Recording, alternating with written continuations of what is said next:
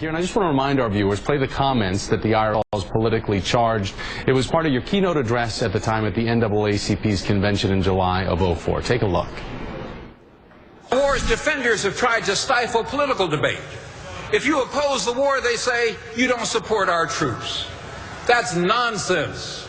If it was up to us, every man and woman stationed in Iraq would be safely at home with their loved ones right now.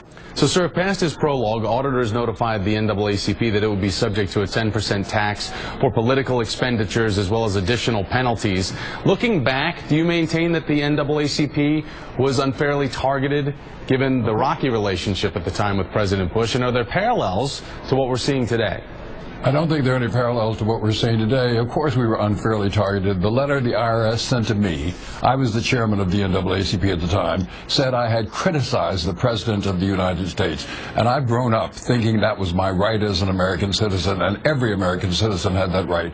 I thought this was picking on the NAACP. It was close to the election. We're an effective get-out-the-vote apparatus. Most of the people who are going to turn out to vote are not by our design Democrats, but happen to be Democrats, and it was an attempt to weaken us just before the election. Sir, lawmakers on both sides of the aisle, though, they're coming down on what we're seeing today in the IRS, apparently targeting these Tea Party groups, doing so at a time in 2010 during the midterm elections where we saw an uprise in the Tea Party sweeping into Congress.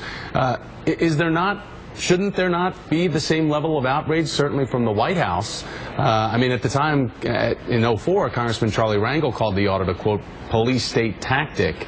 So do you think that there might be a double standard being looked at here?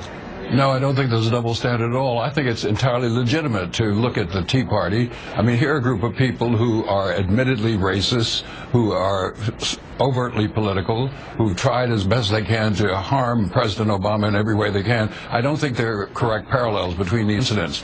It was wrong for the IRS to behave in this heavy-handed manner.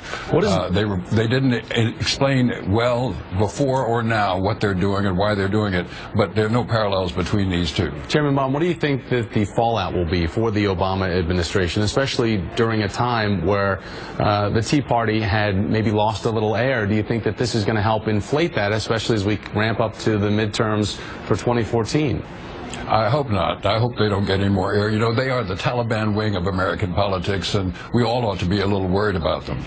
So do you think that's a little harsh, calling them the Taliban wing of American politics? Not at all. Not at all. The truth may hurt, but it's the truth. Julian Bond, Chairman Emeritus of the NAACP. Sir, thanks for your time on this. We're going to have